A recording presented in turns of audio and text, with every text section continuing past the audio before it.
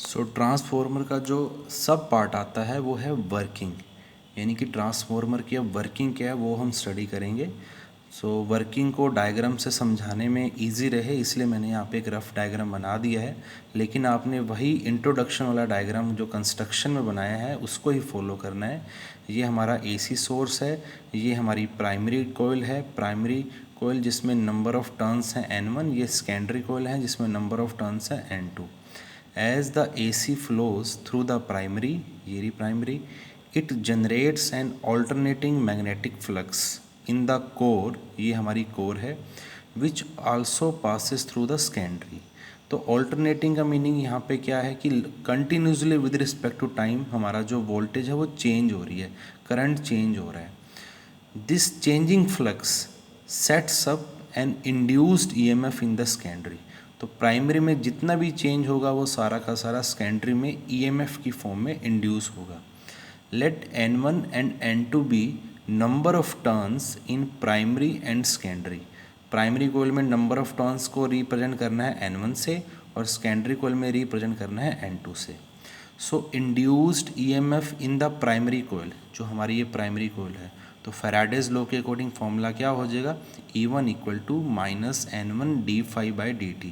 Standard formula तो E equal to minus N d∅/dt था, but अब हम यहाँ पे प्राइमरी कोयल की बात कर रहे हैं तो यहाँ पे E1 आ जाएगा, यहाँ पे नंबर ऑफ टर्न्स 1 आ जाएंगे N1। Induced EMF in the secondary coil E2 equal to minus N2 d∅/dt, where phi is the magnetic flux linked with each turn of the primary और secondary at any instant। यानी कि जो हमारा ये flux है phi magnetic flux, तो जितने भी टर्न्स हैं चाहे वो प्राइमरी में है चाहे वो सेकेंडरी में, तो फ्लक्स क्या है, phi क्या है, जो मैग्नेटिक फ्लक्स है वो ईच टर्न के साथ है। सो अब हम क्या करेंगे, इस इक्वेशन को इस इक्वेशन से डिवाइड कर देंगे या E2/E1 कर लेंगे। सो E2/E1 कितना आ जाएगा, ये सारा कैंसिल हो जाएगा, माइनस भी कैंसिल हो जाएगा, N2/N1 आ जाएगा।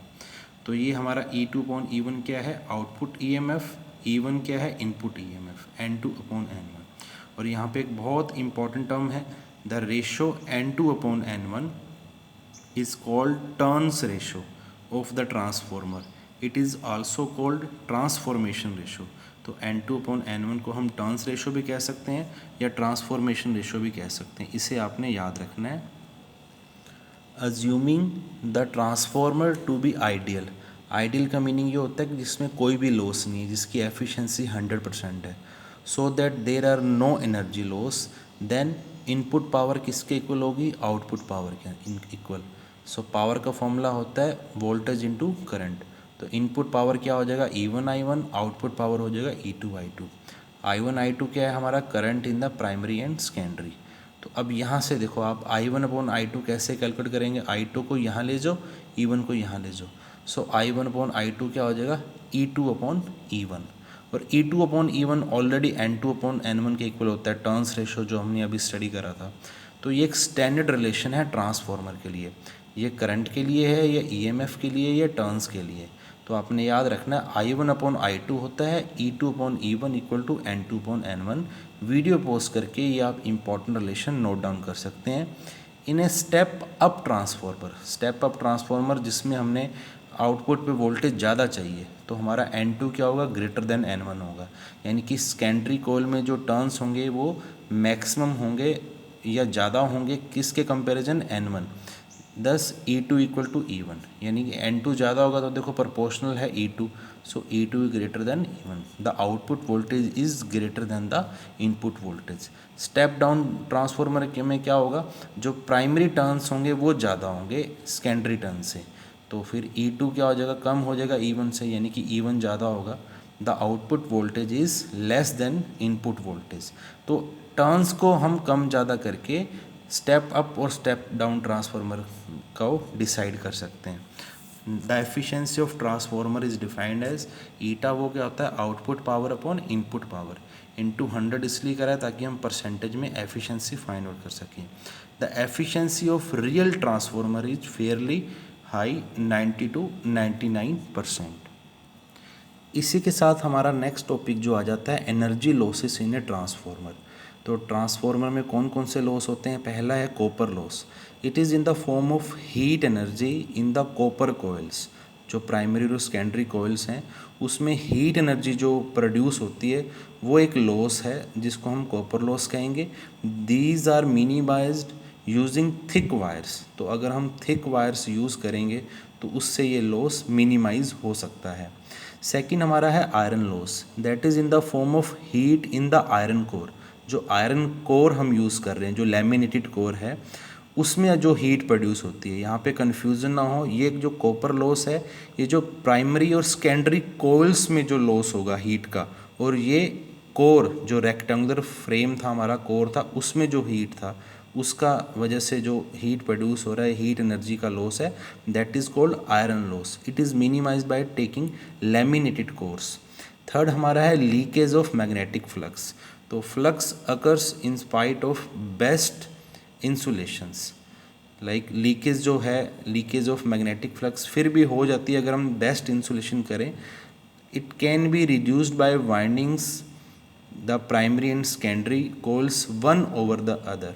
तो लाइक ये जो मैन्युफैक्चरर होते हैं अगर वो इस तरह से डिज़ाइन करें, कोयल्स को एक दूसरे के ऊपर इस तरह से सेट करें कि मैग्नेटिक फ्लक्स लीक ना हो। फोर्थ हमारा है hysteresis losses. It is due to repeated magnetization and demagnetization of the core when AC is fed to it. Magnetization और डीमैग्नेटाइजेशन का मीनिंग होता है, लाइक आपको पता है एसी हमारा जो वो ऑल्टरनेटिंग करंट है, पहले वो पीक पे जाता है ग्राफ के अकॉर्डिंग, फिर जीरो आता है, फिर नेगेटिव पीक जाता है। तो ये जब प्रोसेस रिपीट होती है तो वो हिस्टेरिसिस लॉसेस होते हैं and can be minimised by using core material which has low hysteresis loss. यानी कि हमने वो मटेरियल यूज़ करना है जिसमें ये जो ज़्यादा चेंजेस होते हैं मैग्नेटाइजेशन डीमैग्नेटाइजेशन उसको वो बियर कर सके। फिफ्थ हमारा है हमिंग लॉस, लाइक जो एक नॉइज़ है एक तरह से। तो नॉइज़ की वजह से जो हमारी जो वेस्टेज होती है एनर्जी की, that is called humming loss. Transformer के यूजेस क्या हैं हमें पता है। स्टेप डाउन फॉर वेल्डिंग, यानी कि जहाँ पे वेल्डिंग करने के लिए हमें कम वोल्टेज चाहिए तो वहाँ पे स्टेप डाउन यूज़ करेंगे। Voltage regulators for TV, computer, AC. हमारे घरों में जो एसी टीवी लगा हुआ है वहाँ पे भी ट्रांसफार्मर यूज़ करते हैं स्मॉल साइज़ का, जो वोल्टेज को कम ज़्यादा करता है अकॉर्डिंगली जो हमारी रिक्वायरमेंट है। इन द इंडक्शन फर्नेस, यहाँ यानी कि जहाँ पे मेटल्स को या कुछ और मटेरियल है उसको अगर मेल्ट करना हो तो वहाँ पे हम वोल्टेज कम ज़्यादा की हेल्प से, ट्रांसफार्मर की हेल्प से यूज़ कर सकते हैं। In the transmission of AC over long distances, like जैसे हमारी जो बिजली है, इलेक्ट्रिसिटी है, वो जनरेट हुई, बट अब उसको अगर ट्रांसमिट करना है तो हम बीच में काफ़ी जगह पे ट्रांसफार्मर लगाएंगे। जैसे हमारे घरों के बाहर भी ट्रांसफार्मर होता है, वहाँ तक आ जाती है इलेक्ट्रिसिटी, फिर उसके बाद वहाँ से आगे डिस्ट्रीब्यूशन स्टार्ट हो जाता है कस्टमर्स को, या जो हमारे घर है इंडिविजुअल जो इलेक्ट्रिसिटी एनर्जी मीटर लगे हुए हैं।